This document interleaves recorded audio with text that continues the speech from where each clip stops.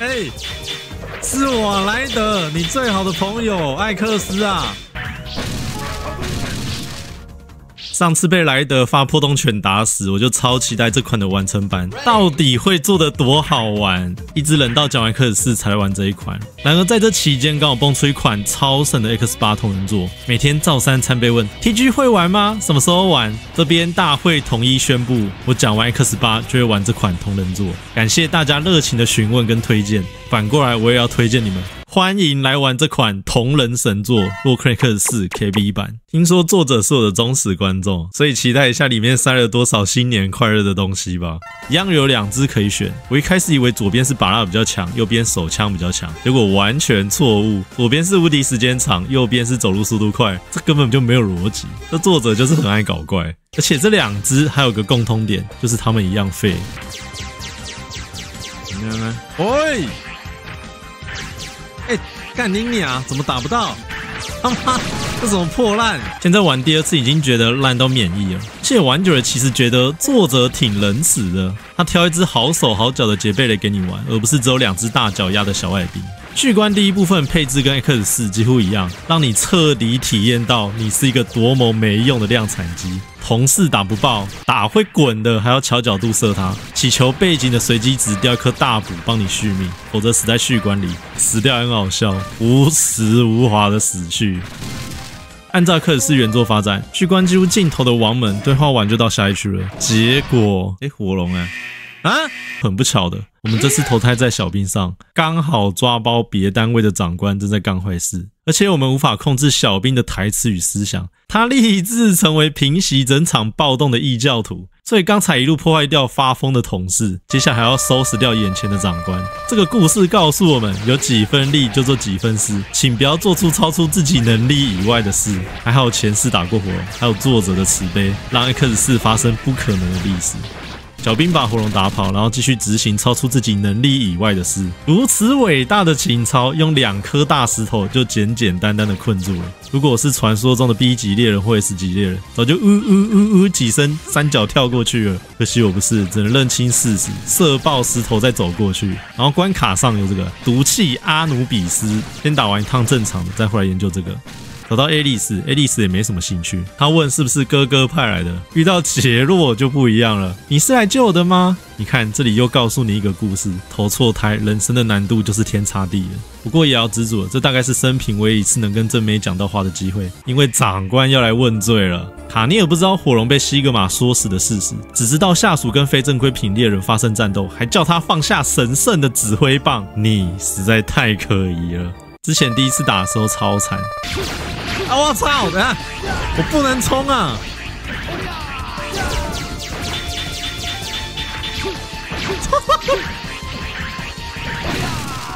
现在老熟了，完全就是开着一台老旧的钢坦克去打跑对面开钢弹的无赖。卡尼尔跑了，这边剧情发展跟 X4 一样，开始去善后各地的灾难。他的选关方式很特别，只能3选1。先来选火车好了。第1次玩这关的时候，我被吓死。保龄球，保龄，靠北，火车关他什么都还原了，还特地去还原这个超没意义的炸火车。手枪射不爆，任何敌人也破坏不了。他只对手上的保龄球起得了化学反应，有病到真的神作。狮子打得我体会到一个非常深刻的感触，不是他变强，也不是我变弱，而是这台烂机体没有冲刺，搞得所有攻击都超难躲，连狮子的跳都变得超没水准。缘分到了，游戏就会让你过，或是乖乖吃1罐。而且量产机小兵居然有特舞曲的画面，这是什么总统级的待遇？老样子3选1，右边2个等下次再选，这次选左边的丛林。刚刚的狮子特务直接变普通攻击，这个想法超猛，我超喜欢这个设计。敌人的攻击方式大多没变，少数变得很靠腰，像这只拿长枪的。关卡也做了很大的改变，头上的巨石长爱心，天上掉下来的木头，跟冷漠的胶囊，这是洗命用的。故意赏他保龄球，这样2段跳的无敌针跳过波动拳，就可以反复洗命。靠呗！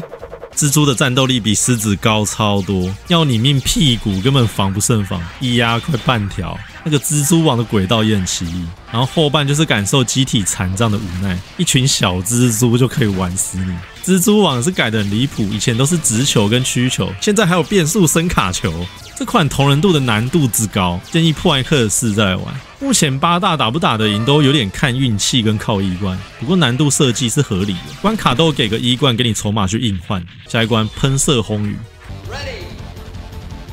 不好意思，你连骑车的资格都没有，但是到了尽头，哇！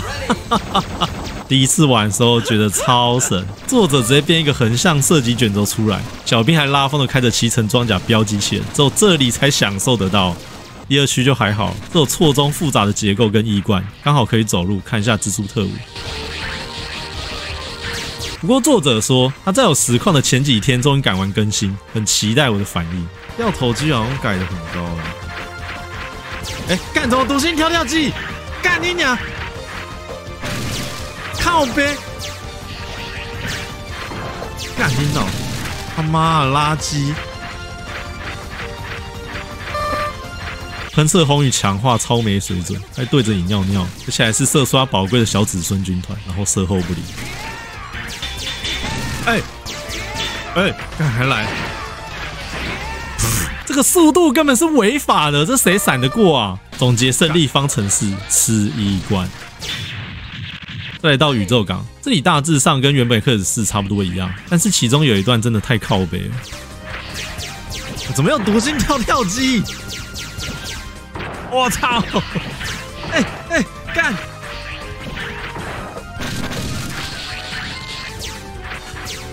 干！不要再来了，这一定是在致敬元祖一这条路。最后空降到精彩大场面，台词超好笑，居然暗中安排埋伏。卡尼尔，我错看你了，不是，我才不会做这种卑鄙的行为。这2句真的很好笑，然后也叫双方都解除武装，我要平息这场暴动。艾克斯发现这个杰贝雷好像没有非正规化，不过学长跟卡尼尔在旁边已经饥渴难耐，开始一场史诗级的4人大乱斗，给他们乱打就好，我负责逃难。不过这站有个很屌的地方，他有做到敌我识别，艾克斯不会伤到杰洛，所以通常最后局面就是卡尼尔先跪下，然后杰贝雷2打1，把他在这一场变得超没用。平时玩杰洛觉得这个很正常啊，现在倒过来就觉得干超不公平。之前试玩版到这边就结束了，现在终于看得到正式版的后续剧情。西格玛改成提早爆雷他的计划，卡尼尔没有爆炸，这道仲裁部队中计，最后被带去非正规猎人本部执行审判。杰贝尔跟艾克斯还有杰洛一起上去最终武器，这画面超猛。关卡一样，反正这边做了2扇门，下面专门做给艾克斯跟杰洛走的，废物只能走上面。结果遇到黄小胖，他第一句让我喷饭。搞什么？来的人不是艾克斯啊，而且还鄙视杰贝雷只是个量产机，台词非常忠于原作本性，而且作者还做一个新招给他，连画面都三小，干怎么会靠腰是黄恶魔？神作，原来是黄恶魔啊，真的太有梗了。另外几招的模式跟原本差不多，意外蛮正常的一只。后面建筑学做得很好，靠背嘞。然后因为艾克斯跟杰洛比我们先走，所以这里发生全游戏最神的剧情。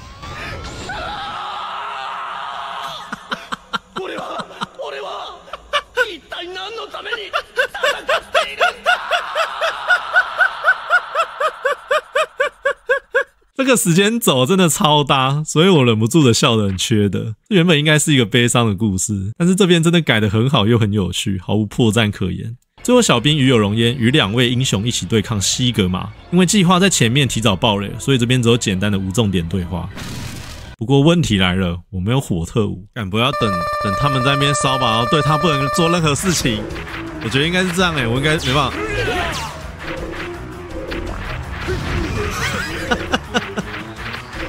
对不起，我没有用，完全伤不了西格玛，我终究还是个没用的小兵啊，只能当个蹭子的废物到处跑。我原本以为这里没我的事，后来才发现，原来我可以消除子弹啊！原来推镰刀也是我的工作啊！对不起，我是猪队友。第2形态也做了一点改变，铁管飞得跟观光懒轿车一样久。另一招的模式故意明显模仿克斯4让人最头痛的火力标。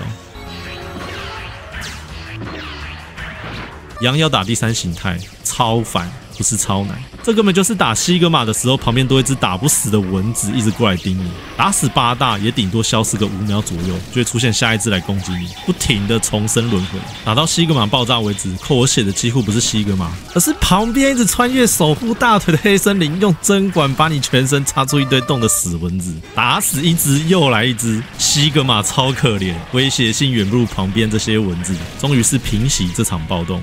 最后结局用白底黑字带过，动画巧妙删掉艾克斯跟杰洛的画面，让人想象是杰贝雷开着太空船逃生，然后出现熟悉的密码画面。秘技的按法应该是刻意用心去对应以前 PS 跟 SS 版的按法，而不是 PC 版的超简单按法。PC 版是按住下不放，按确定钮有救急装甲，按住上加确定有黑杰洛，超级简单。我猜是故意做给有玩过克尔4的人，看他会不会用侥幸心态去试以前的密码，结果试出东西有惊喜感。至于这版是出来什么东西，按 Z， 太强了吧！神作，真的神。不过有趣的还在后头，听作者说还有3个结局跟大量的秘密还没被发现，所以接下来要完成还没打过的关卡，同时也要找出其他秘密。不过作者等不及，他迫不及待告诉我续关有阿努比斯的秘密，我怎么样都起不了作用。作者说有2个，另一只藏在这里，超隐秘的。他说看到这个阿努比斯神像再回头就会有事情发生，所以我在猜他这张摆的假想剧情应该是这样发展。假设我是信，干，这里怎么有阿努比斯？喂，靠，那边有一个阿努比斯，他面对我我觉得这个心里有鬼，不要，我不要先前进好了，我觉得哪里怪怪的。有传送装置干，怎么是这里？不是，干，我不知道你是会用阿努比斯的这种人看，你这西方人不要，这都是可以讨论的，为什么？干，你很肮脏我，这个有点鸡巴等一下 ，no， 阿努比斯，请不要躺在。超好笑！原本只是我破完4万版，我跟作者提议说，希望放个阿努比斯神像作为我破关4万版的纪念，就要弄出这个超神的东西，真的超佩服他。现在 EXE 1代都找不到人连线了，从来不晓得被放阿努比斯是什么感觉。现在我终于知道了，超鸡巴的！他妈的，他挡在阿努比斯前面！他妈的，他挡在阿努比斯前面 ！TG 你是这种人吗 ？TG 你是这种人吗？我不知道你是这样的人打完超级惊喜！哇！大地碎裂拳超强，只要什么 S 级的红色英雄，我要这只黑色小兵。火龙关第1区跟原本的克尔4差不多，没有好介绍的。第2区做的不太好玩，大概是全部里面有最不喜欢的关卡，要等下面的岩浆慢慢退掉，时间久到让人想到克士5的金鱼关，光刀砍火龙跟切菜一样，超爽。打倒他的剧情的终于克尔4开始交代他为什么要破坏天空系武的动力炉，然后。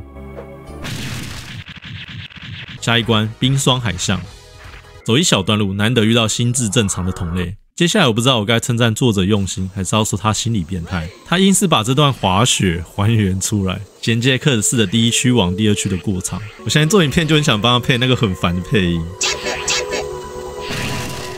说难不难，说简单也不简单，因为前面多一个人引导，所以反应的时间有拉长。第10组就摔出国道1号，很严格。第3区类似克尔4的第2区，关卡结构差不多。我超喜欢这个拿爱心的方式。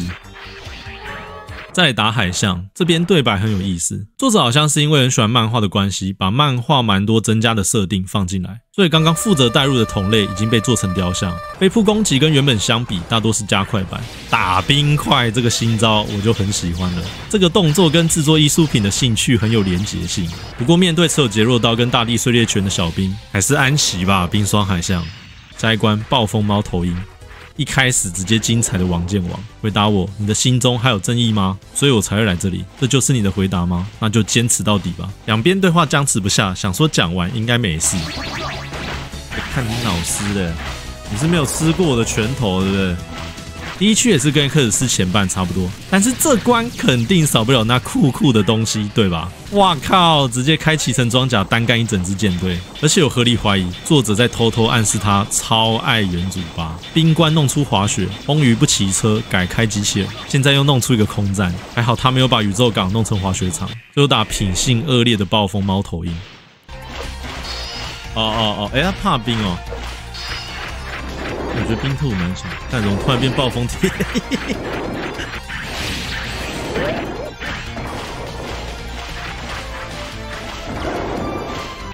原来是暴风铁鹰假扮的，这个也很有趣。因为暴风铁鹰跟猫头鹰确实有私交，我猜是这个关系给作者灵感。下一关一样到宇宙港，但是这一轮没有成功找出影响结局的条件，我是很意外，藏得很隐秘，打算下一轮直接跟作者要答案。我的天啊，独心跳跳机，独心跳跳哦，独心跳跳机也会怕大地碎裂拳。不过我很好奇这次的火特务打西格玛会不会变简单？火特务直接烧爆，光刀加大地碎裂拳，我就问怎么输，完全没有问题。那我现在是因为靠背哦，这一趟跟作者直接要答案了，开救急装甲一路撞过去。他说看到旭关王门的时候，回头走到一开始的地方。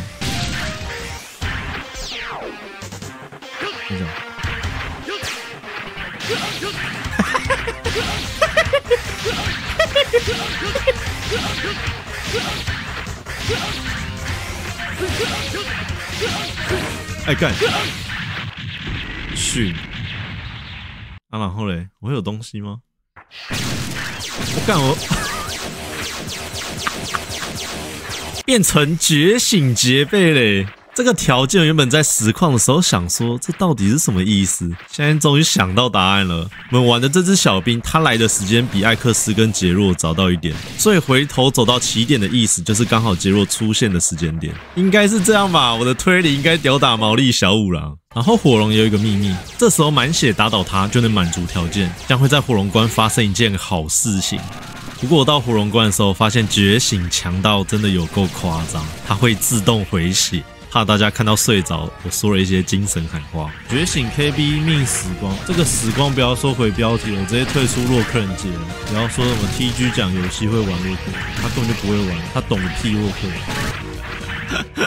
哎，怎么变成那个？哎，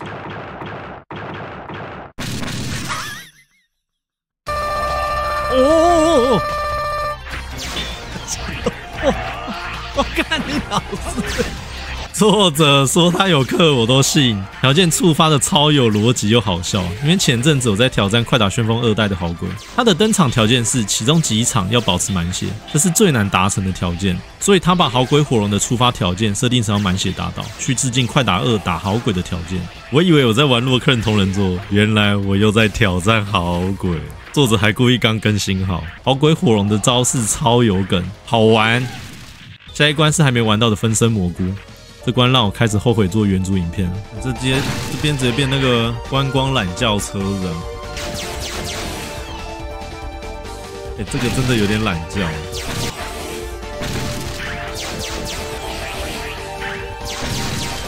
感觉有懒轿靠背，然后那个边边的一直在那边附我。哎，靠腰哦！哇，终于上去了，他妈的！哎呦呀！这观众这样也太难了吧！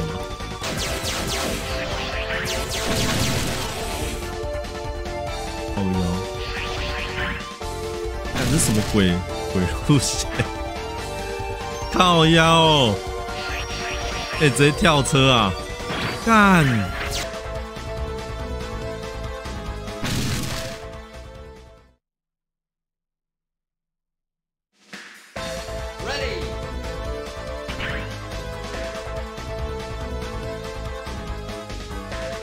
还是那句老话献给大家，原主洛克人1先打冰冻人。打蘑菇的时候发生一件怪事，他的血只有一半，把他秒杀掉，居然要往下走。然后他这关放爱心的地点心机超级重，他故意放在偏左一点的地方，专门治爱跳正中间的洁癖魔人。最下面打分身蘑菇，我看不懂没打秘技，这个是要怎么赢？整个画面都是满满的伤害判定，大概又是一贯战术吧，或者是作者做这关的时候，他上班压力非常大，我不知道为什么这只这么难，强度远大于看到的其他6只。就进宇宙港之前多一段剧情，杰贝雷破坏掉爱丽丝的水晶，让她变身失败。这边有这一段的原因，是因为续关得到觉醒的关系，续关的卡尼尔会变成可以直接打爆。正常情况是半血发生剧情，然后卡尼尔撤退。所以这边一直是爱丽丝来报哥哥的仇，结果变身的时候就是他破绽最大的时机点，成功阻止爱丽丝复仇。看一下蘑菇特务。紧接着打王，不一样了，不一样，杰若也死了。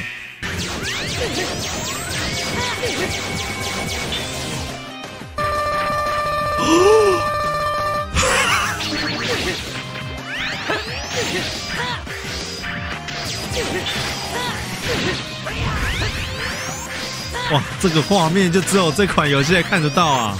各位还不赶快来玩？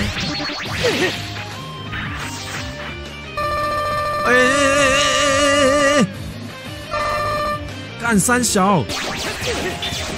哦，我以为只有戴尔 PVP 也看得到，我居然可以看到2个黄金冲塞对撞。干，你到底他妈有几条线？他那是吃1罐是不是？1罐仔干，不过还有哇，靠腰嘞！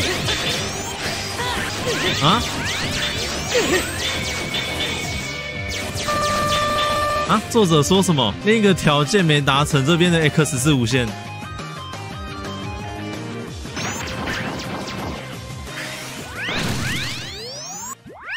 不是啊，刚刚那个无限的没有，还没有要告别啊！我的旅程，我的洛克人还要继续。这个时光不要说回标题了，我直接退出洛克人界。不要说什么 TG 讲游戏会玩洛克人，他根本就不会玩，他懂个屁洛克人。坏结局就是打不死的艾克斯送你回标题，有够直接，因为打倒杰若成为非正规品了。另外还有一个特殊结局，从头到尾整个游戏过程破坏掉的杰贝雷必须低于20只才能触发特殊结局。如果在宇宙港之前达成的话，宇宙港它就塞2倍的同事在你的画面上跑来跑去，超靠北。作者啊，能不能出来解释为什么要这样阴冷？为了达成不杀同事的条件，也只能扛着伤害跑到底。最后一样打艾克斯，过程跟坏结局一样，差别在最后出现让人会心一笑的画面。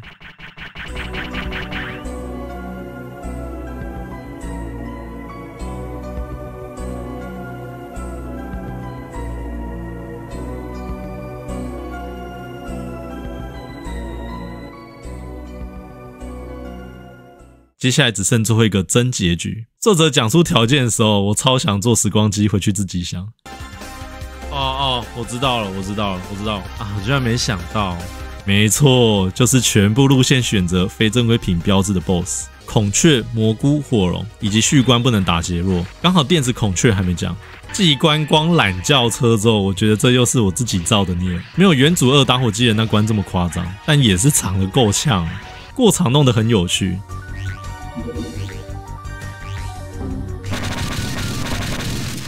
第2区还是踩砖块，我以为我在玩洛克人 4D， 这个胶囊位置做得超棒，它放的让你觉得好像很近，却又远在天边的感觉，这就是专业的踩砖块建筑学，踩到让人想骂脏话。终于来到电子孔雀的房间，竟敢把我的网路弄得乱七八糟，我美丽的数据都被你给玷污了。你只是个软体，你只是个软体，你只是个软体。精神打击之后，他来颗 DVD 柠檬，现在就是要互相伤害就对了，还来不及看到电子孔雀全部招式，就用光刀删除它了。不过，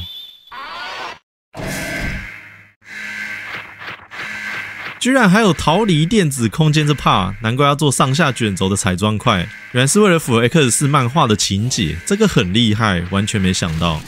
满足打倒非正规品的条件，火龙就会把整件事情的来龙去脉说清楚。跟 X4 一样，受到西格玛的唆使，把天空系湖事件交付给仲裁部队，然后上宇宙启动最终武器摧毁地球。虽然洗白了，不过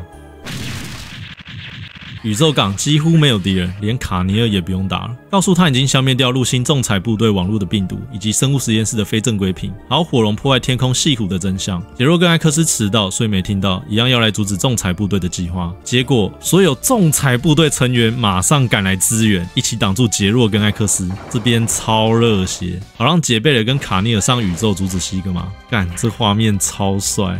黄恶魔因为计划被破坏，超不爽。杰若没有失去爱丽丝的惨叫，感觉事情正在往好的方向发展哦。打老西的时候，大地碎裂拳好力气啦！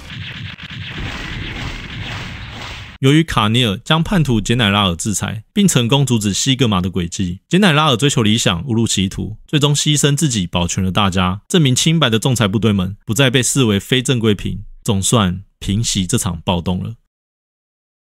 感谢塑化剂的制作，真的超神。后面还有一个贝莱德博士打死4次才能习得波动拳的彩蛋。感谢你们的收看，我是 TG 讲游戏，下次再见，拜拜。